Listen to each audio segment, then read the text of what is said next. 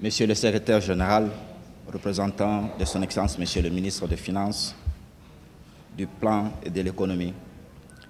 Excellence, Monsieur l'ambassadeur des États-Unis au Sénégal,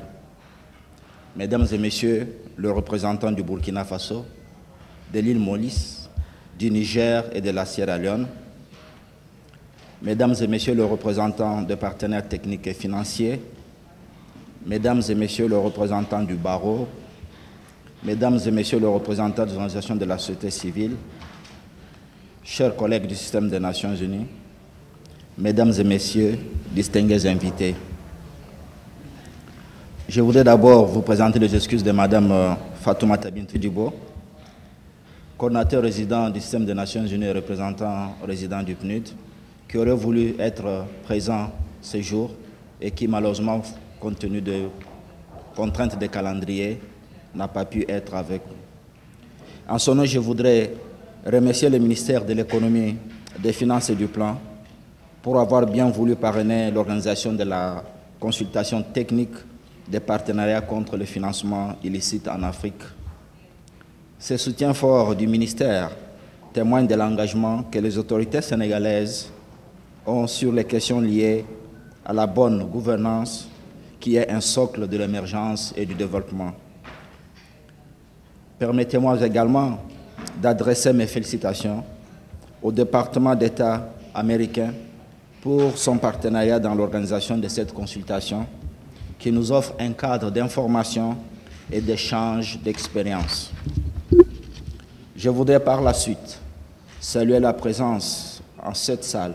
de représentants venus d'autres pays africains et leur exprimer notre appréciation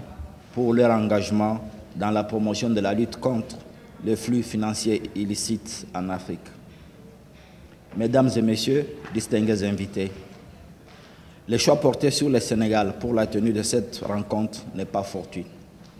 C'est la consécration des efforts du gouvernement consentis dans la lutte contre la corruption et le flux financier illicite, ainsi que la consolidation de la gouvernance. En effet, il est important de saluer les réformes qui ont été engagées dans le cadre de la mise en œuvre du plan Sénégal émergent pour renforcer l'environnement institutionnel favorable à un attrait des investissements directs étrangers. À juste titre, les efforts entrepris dans la lutte contre la fraude et la corruption, ainsi que les réformes portant sur le secteur financier, ont engendré une dynamique de transformation structurelle de l'économie qui a permis au Sénégal d'améliorer, entre autres, son environnement d'affaires en passant de la 170e place en 2014 à la 161e place en 2015 au niveau du classement de Doing Business publié par la Banque mondiale. Cependant, des efforts importants restent à accomplir, notamment en matière de réforme foncière pour conforter le Sénégal dans sa dynamique de développement. Au moment où la communauté internationale vient d'adopter l'agenda de développement 2030, nous devons commencer à réfléchir sur les voies et moyens pour faire de la lutte contre la corruption et le flux financier illicite un instrument de développement, mais aussi un facteur de paix et de sécurité. En effet, comme déclaré dans le rapport du groupe de haut niveau sur le flux financier en provenance de l'Afrique au cours des 50 dernières années, l'Afrique a perdu plus de 1 000 milliards de dollars du fait de ce trafic. Ce chiffre est à peu près l'équivalent à l'ensemble de l'aide publique au développement reçue par l'Afrique pendant le même laps de temps. Aujourd'hui, on estime que l'Afrique perd plus de 50 milliards de dollars par an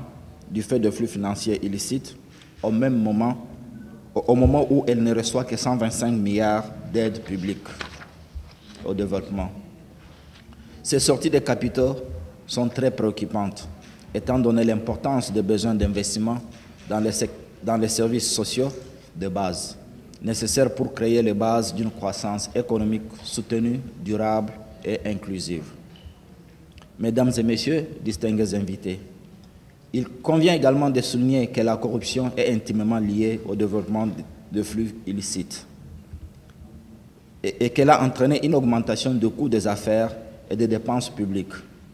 Elle rend ainsi les économies moins compétitives et prive les populations pauvres d'opportunités de jouir de commodités de base pour une meilleure qualité de vie. Conscient de ces enjeux de développement, plusieurs pays africains ont ratifié en 2005 la Convention des Nations Unies contre la corruption, qui met l'accent sur les contraintes de cette pratique et ses impacts sur le développement.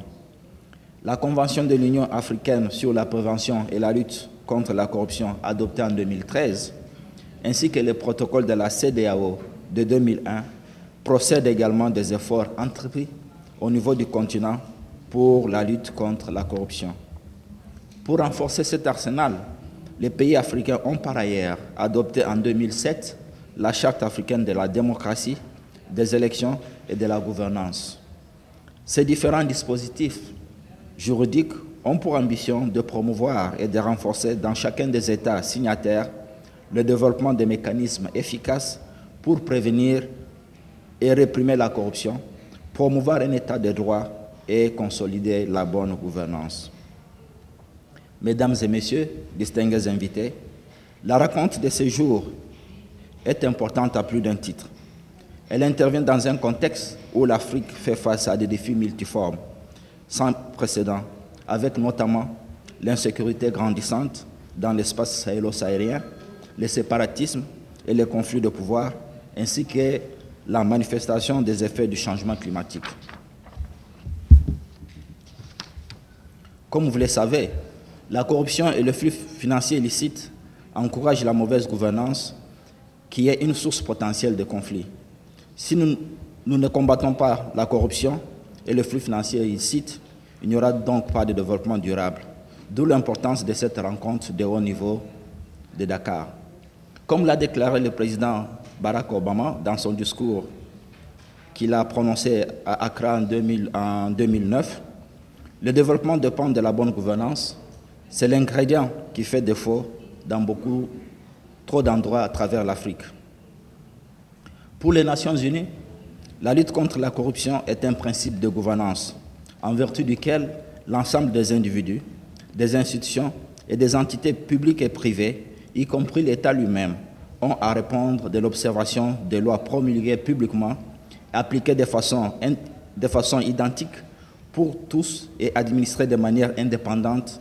et compatible avec les règles et normes internationales en matière de lutte contre la corruption et le flux financier illicite. Au regard des conséquences néfastes de la mauvaise gouvernance et de la corruption sur le bien-être de nos populations et du développement de l'Afrique, j'appelle à un engagement collectif pour combattre l'impunité. Mesdames et messieurs, distingués invités, le PNUD, fort de ses avantages comparatifs, appuie les différents gouvernements des pays africains dans la réalisation des états de lieu du système de gouvernance, ainsi que la mise en place de réformes et des politiques nécessaires pour renforcer les capacités du secteur judiciaire et de la gestion du cadre macroéconomique et financier. L'Afrique se dote progressivement d'institutions publiques solides, d'institutions législatives efficaces et d'appareils judiciaires responsables et acquis à l'état de droit. Une telle évolution se révèle à cet effet très prometteuse pour l'avenir. Dans l'esprit de cette importante rencontre, je voudrais réitérer la disponibilité du PNUD à accompagner les différents gouvernements africains dans la lutte contre la corruption et le flux financier illicite. Pour clore mon propos, je voudrais souhaiter à tous un débat enrichissant au cours de ce jour de partage de connaissances. Je vous remercie.